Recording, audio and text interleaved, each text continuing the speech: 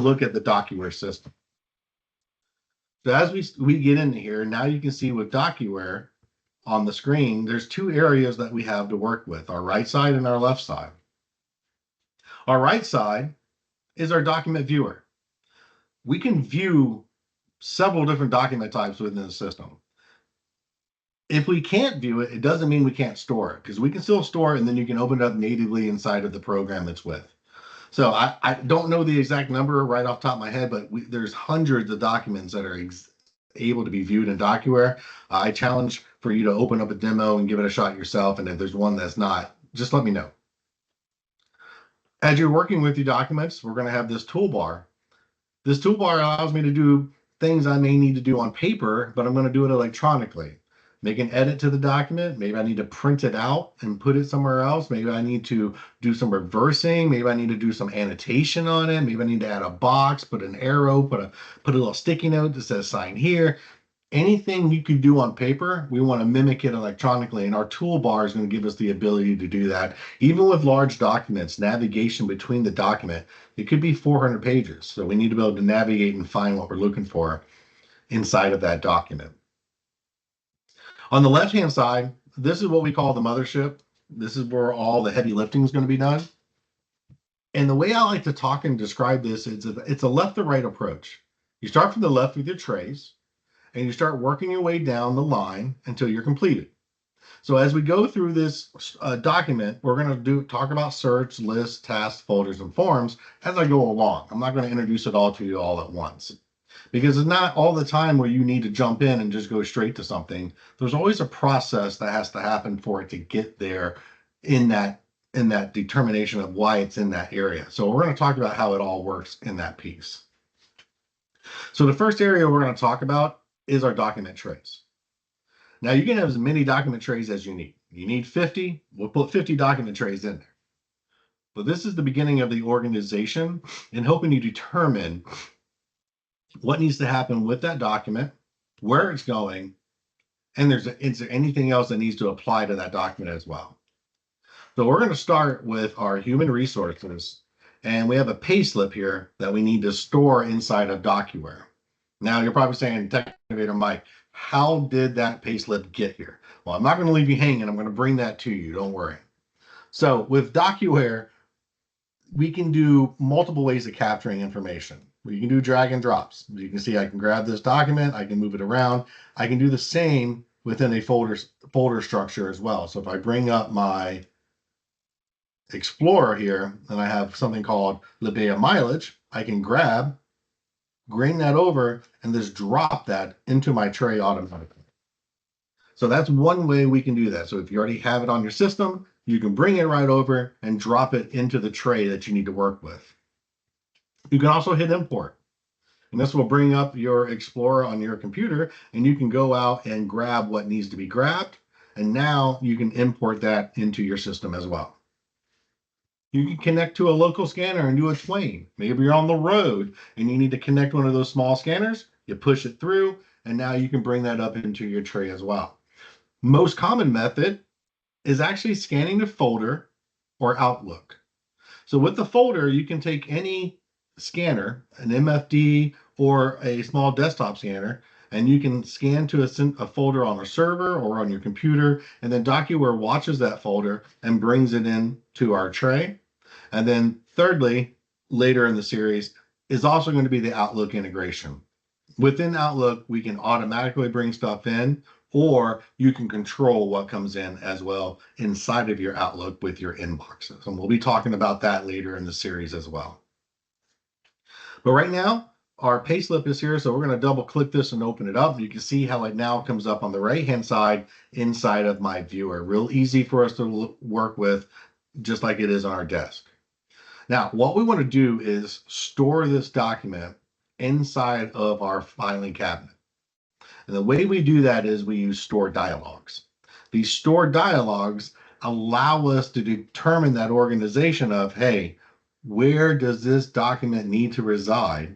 But also, is there a workflow that's going to kick off? Are there any reminders we need to program with it? It's going to help us determine what has to happen with that document so we don't have to remember every single time. Now, store dialogues can be very specific or they can be very generic. So if you really wanted one, just like, for instance, contracts here, we're just going to store contracts using that dialogue. But with HR, we're going to be a little bit more broad and just say, hey, I want to store some HR documents. Now, this is where it gets fun within DocuWare because now we can start doing some other things to speed processes up. And we have some tools built in to help with that as well. So one thing we're going to start with is what we call a static list. A static list is a dropdown that's going to allow us to choose from the dropdown based on what permissions and the parameters of the document say we're going to do. So for instance, we're inside of HR and we need to store an HR document. So what I'm going to do is I'm going to give a list of all the approved HR document types that are allowed to be used.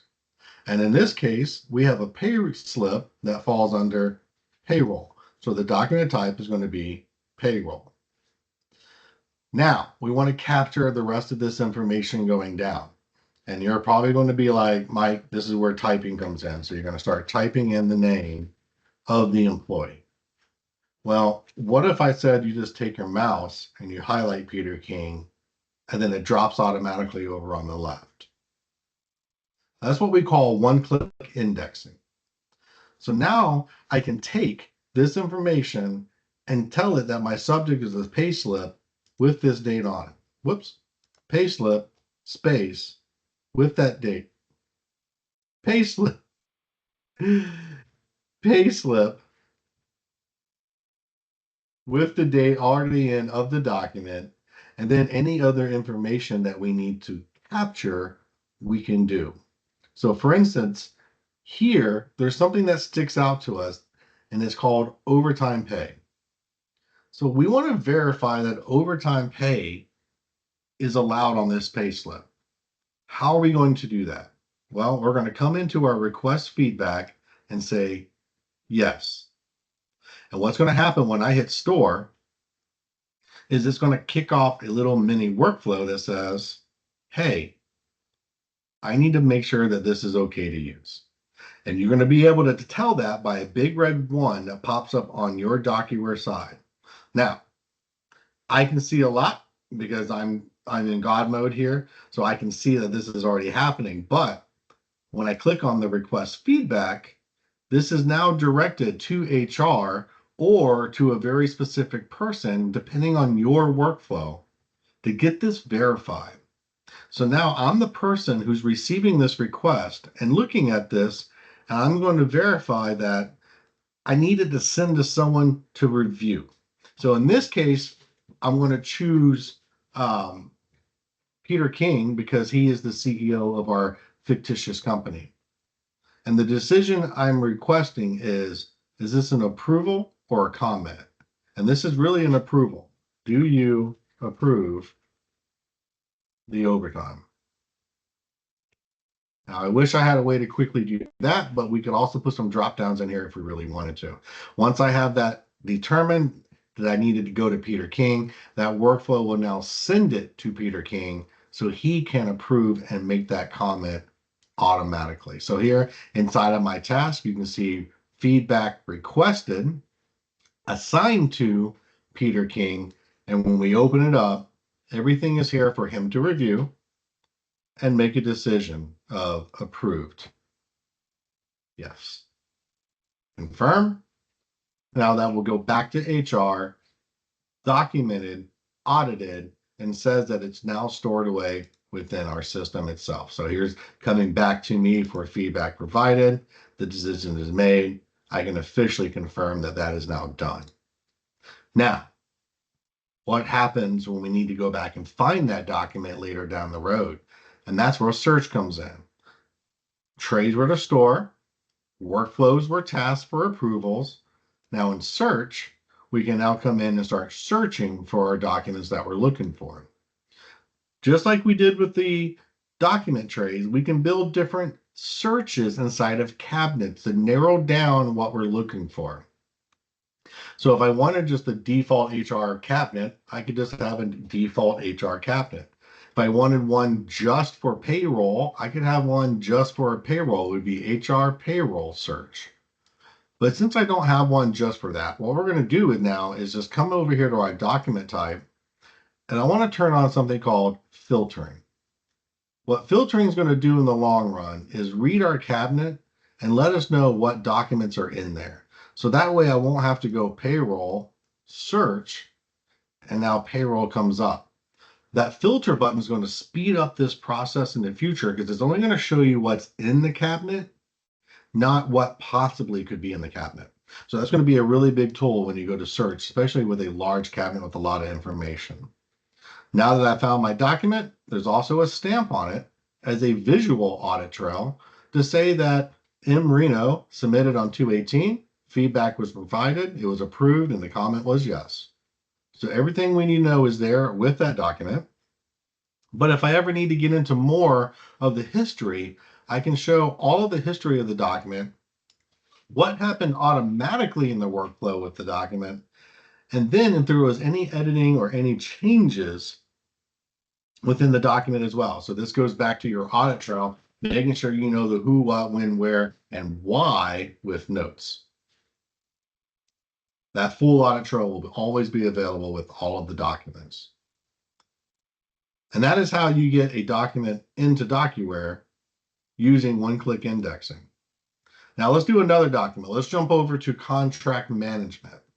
Contract management is a little bit different. We're just going to still store the document, use our one-click index. So let's go ahead and do that real quick. We have a car lease as our contract type, and our contract partner is Car Lease Limited. The contact there is actually, where is his contact? Is JP Morgan Chase is what we're going to use. And the email we're going to use is the info@carlease.com.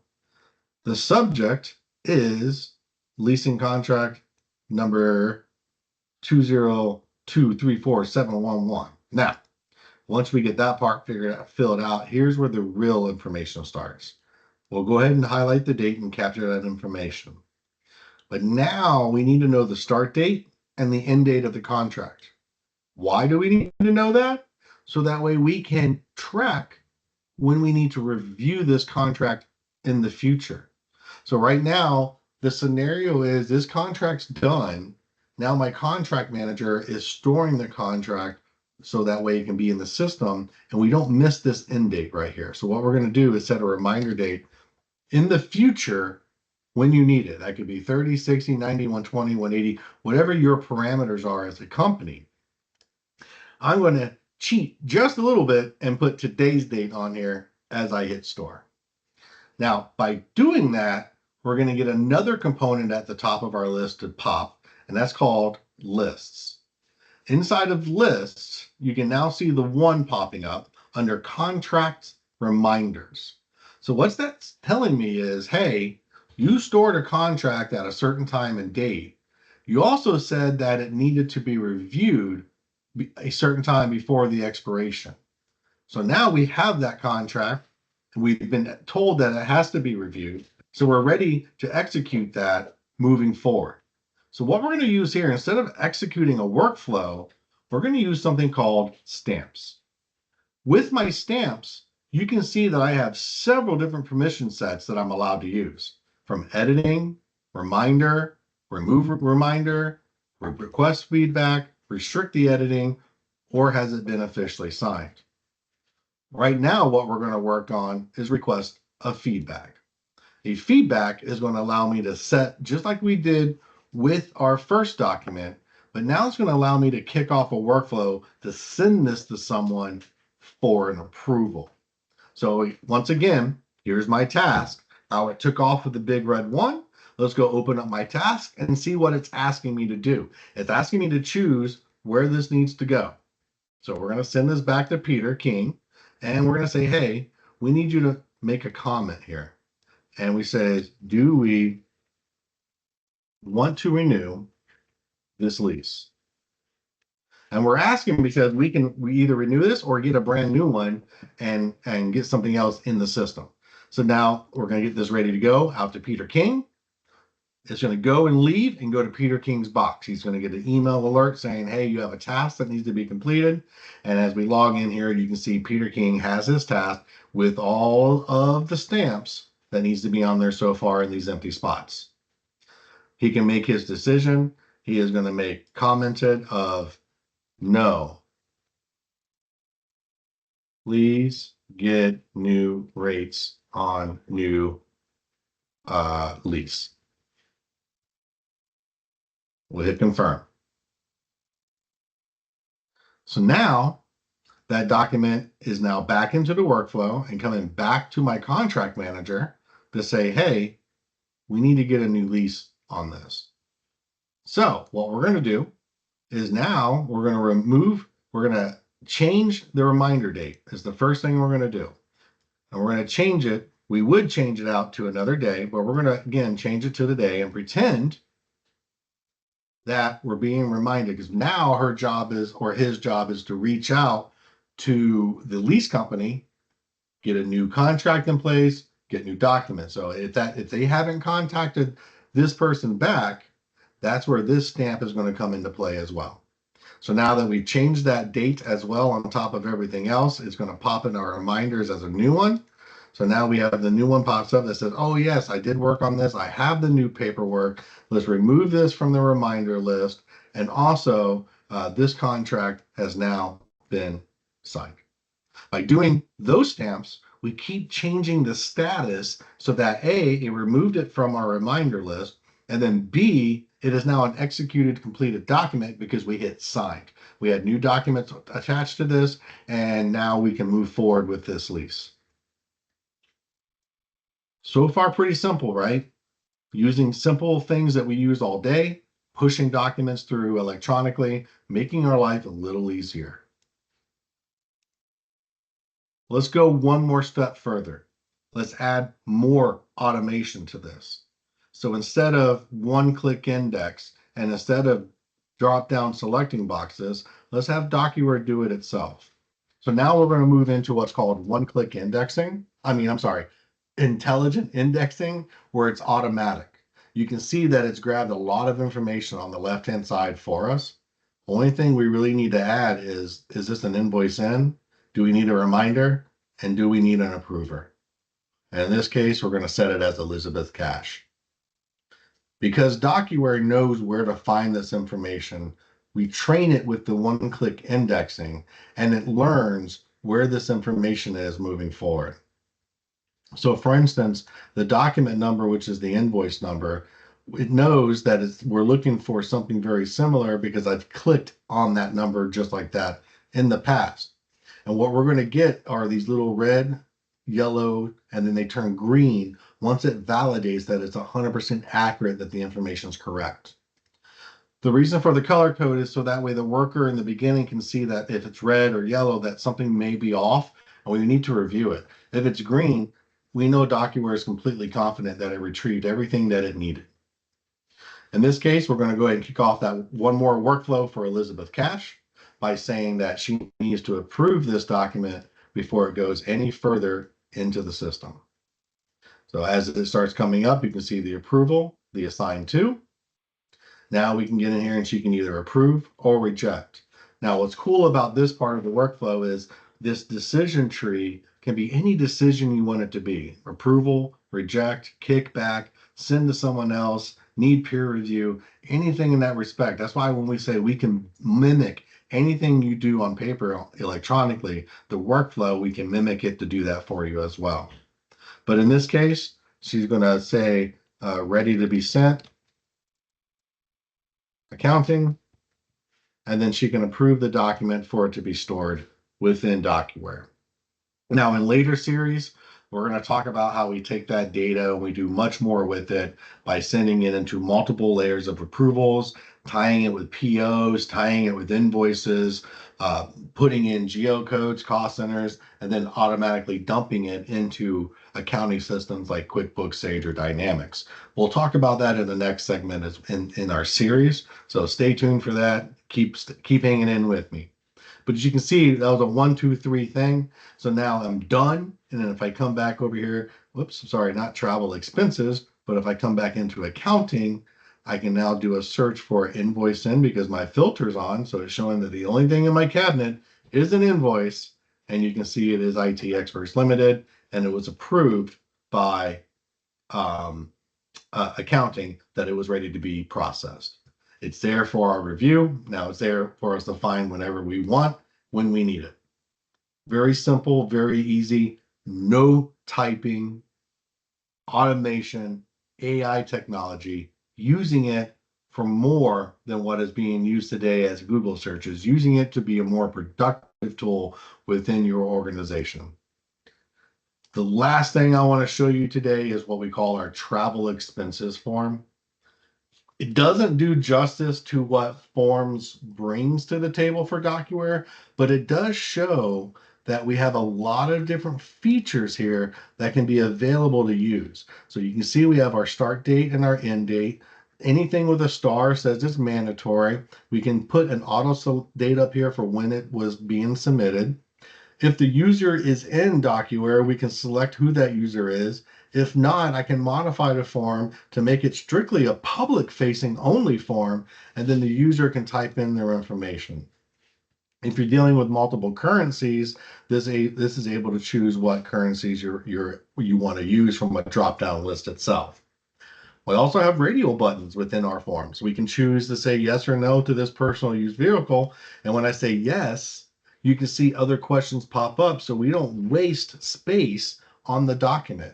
We utilize every space we can, but also only show what's necessary, not what's not necessary here. So here, when I put in 250 for distance traveled, I have a preset dollar amount that's tied to that, and it's going to do the calculation for me automatically and even place that into my total reimbursement total at the bottom here.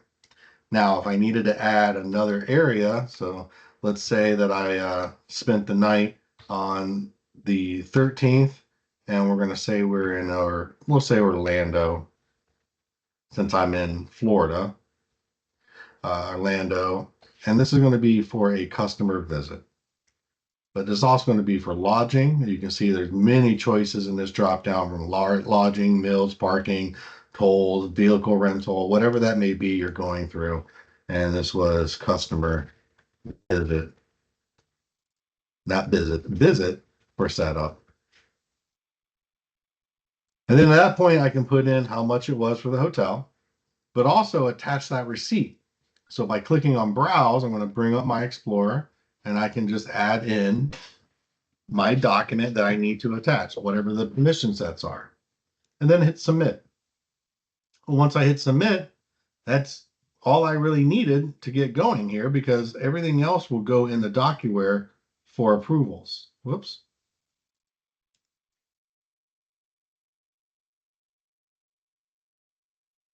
Back over here in DocuWare, we're going to come into our lists, and now you're going to see we have a couple things popping up, but under travel expenses, we have pending expense forms. So this is what your accounting team will see. They'll get the form. They have stamps again in order to move this forward. So if we need to send this out for an approval, we'll send it over to Mr. King again. Place that stamp on there. He will get notified that that document is sitting in there waiting on him. He can approve it. And then when it comes back to accounting, they can process it, pay it out, put the date they paid it, click it, and now it comes off of the pending expense forms.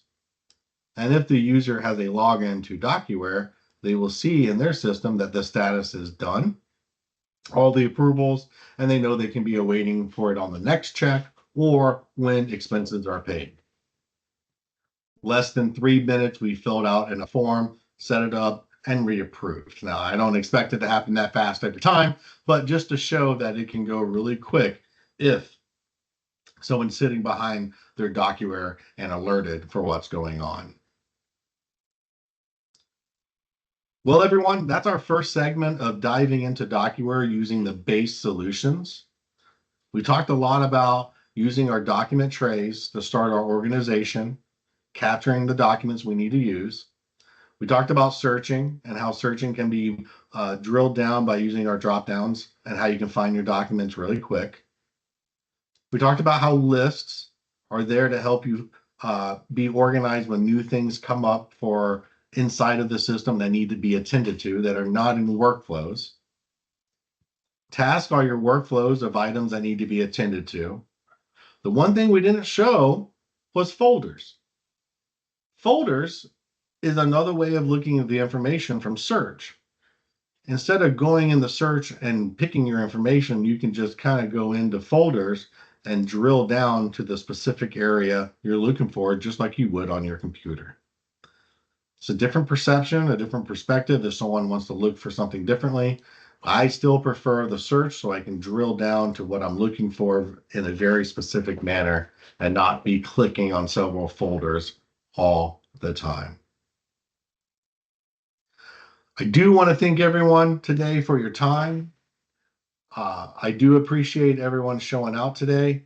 If there's any questions, just throw them in the chat. We'll get back. We'll answer those as they come in and get them to you. If you have any questions or want to see more, go to our website, technovatecp.com, request a meeting, or give us a call. I'm always available to talk to. You can reach out to me on LinkedIn, or you can give me an email at mreno@technovatecp.com. And I look forward to seeing you guys at the next series. Until then, stay secure, and we'll talk soon. Bye-bye.